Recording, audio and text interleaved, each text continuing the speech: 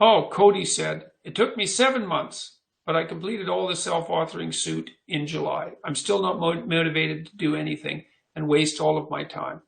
What do I do? Well, the first question is it true that you're not motivated to do anything? And is it true that you waste all of your time? It seems highly unlikely to me that both of those things are 100% true. So one of the things you might notice is, is there anything that you're motivated to do? I presume you're motivated to eat, although perhaps not. And I'm not being smart about this. Partly what I would say is two things. You might need some smaller goals. Like you have to shrink your goals to the point where you've established a plan forward that consists of steps that not only you would be willing to take, but that you would take. And so some of that's humility. It's like, man, I'm stuck. I can barely do anything. It's okay. Like, well, I'm laying in bed for 7 hours a day. Well, could I lay in bed for 6 hours and 6.5 hours tomorrow? Or while I'm in bed, could I do something somewhat useful? Could I read a book? Could I read one page of a book? Could I read a paragraph of a book? You have to find those steps forward that you would take. I really think it's useful to make friends with something like a Google Calendar, or whatever calendar program you might want to use, and start designing days that you would like to have, because that's the right way to use a calendar. And everyone out there that's listening, you should use a calendar to structure your days. Because if you know what you're doing tomorrow, it decreases your anxiety substantially, because you need that kind of structure. You need a pathway. You need to have a map, and you need to know where you're located on the map, and you need to know how you're moving forward. And that gives you hope, because you're moving towards goals that you regard as worthwhile. And it stops you from being anxious, because you're not entirely directionless and lost.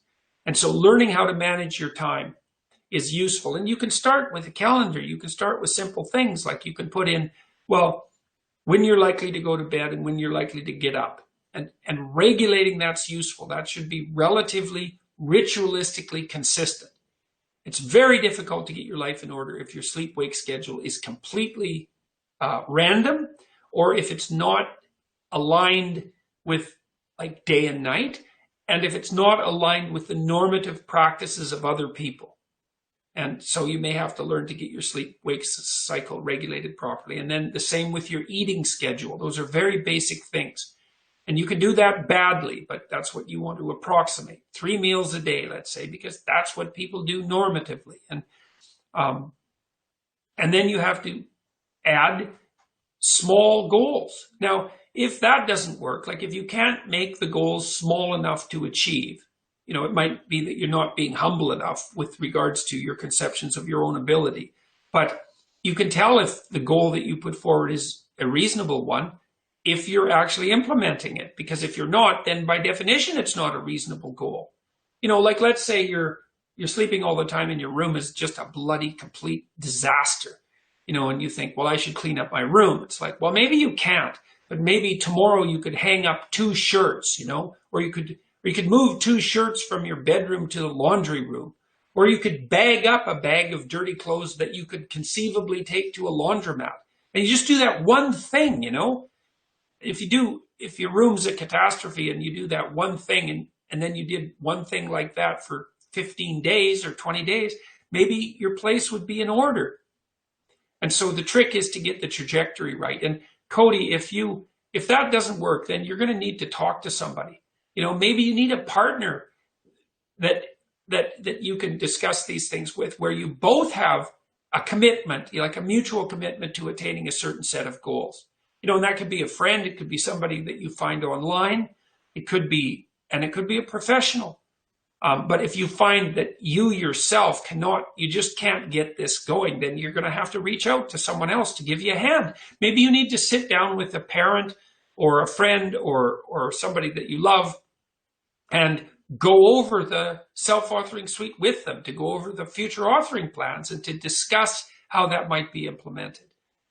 Because if you can't do it on your own, then, and maybe you shouldn't have to, then you have to reach out to other people. And so make your goals smaller.